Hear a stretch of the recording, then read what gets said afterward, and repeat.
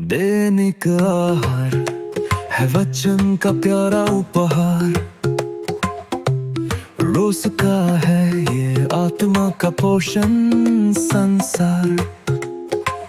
हर शब्द में छुपी है ईश्वर की पुकार। आओ सुनो समझो जीवन में लाओ प्यार।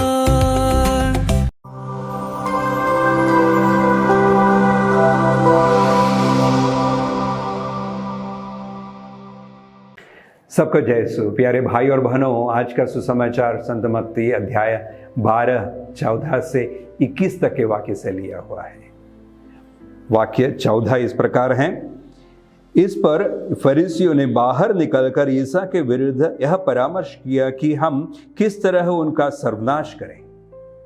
मान लीजिए ये लोग अपने आप को धर्मी मानते हैं और इनकी गुप्त मकसद क्या है?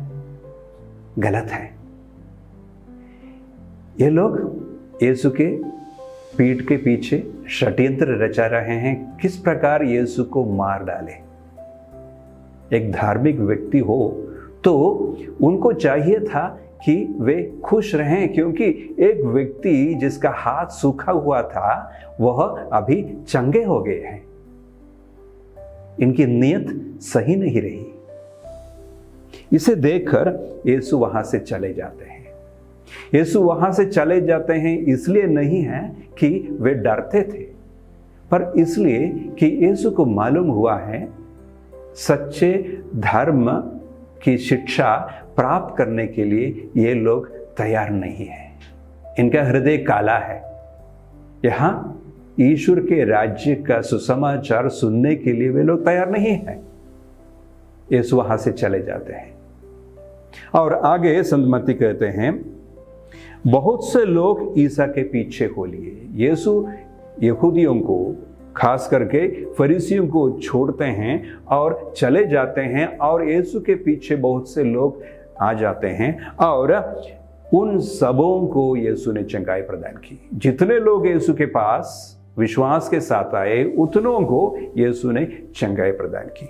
किंतु यीशु उनसे कहते हैं, उनको चेतावनी देते हैं कि तुम लोग मेरा नाम नहीं फैलाए। क्यों? क्योंकि यीशु का समय नहीं आया है। उनको गलत प्रचार की जरूरत नहीं है। ईश्वर का समय नहीं आया है, पिता का समय नहीं आया है।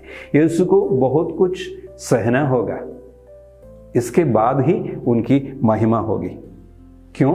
क्योंकि यीशु ईश्वर के द्वारा चुने हुए सेवक हैं। इससे आके ग्रंथ से उद्धार करके मत्ती कहते हैं, यह मेरा सेवक है, इसे मैंने चुना, मेरा परम प्रिय है। एक साधारण सा सेवक नहीं है, यह परम प्रिय सेवक है। यीशु ईश्वर का परम प्रिय सेवक है। मैं इस पर अति प्रसन्न हूं। मैं इसे अपना आत्मा प्रदान करता हूं और यह गैर यहूदियों में सच्चे धर्म का प्रचार करेगा। जो यहूदी यीशु के, ईश्वर के सच्चे धर्म को सुनने के लिए, जानने के लिए तैयार नहीं रहे, उनको छोड़कर यीशु चले जाते हैं। और संत मत्ती कहते हैं, इसे आके ग्रंथ के द्वारा कहते हैं, गैर यहूदी अभी सुसमाचार सुनेंगे। जो लोग सुसमाचार के लिए तैयार हैं, अपने हृदय को खुले रखते हैं, वे लोग सुसमाचार को स्वीकार करने वाले हैं। और यह ईश्वर का सेवक न तो विवाद करेगा और न चिल्लाएगा और न बाजारों में कोई इसका आवाज नहीं सुनेगा। बड़े नम्रता के साथ वह सुसमाचार का प्रचार करेगा। न तो कुचला हुआ सरकंडा ही तोड़ेगा। मतलब जो लोग कुचले हुए हैं, समाज में कुचले हुए, तिरस्कृत लोग हैं, गरीब हैं, इनको सुसमाचार सुनाएंगे। और न धुआती हुई बत्ती को बुझाएगा। जिसका विश्वास कमजोर हो गया है, उनको विश्वास धीरे धीरे अपने प्रचार, अपने चमत्कारी कार्य द्वारा, चिन्हों द्वारा उनके विश्वास को बढ़ाएंगे और इनका उद्धार करेंगे। किसी का तिरस्कार यीशु नहीं करेंगे।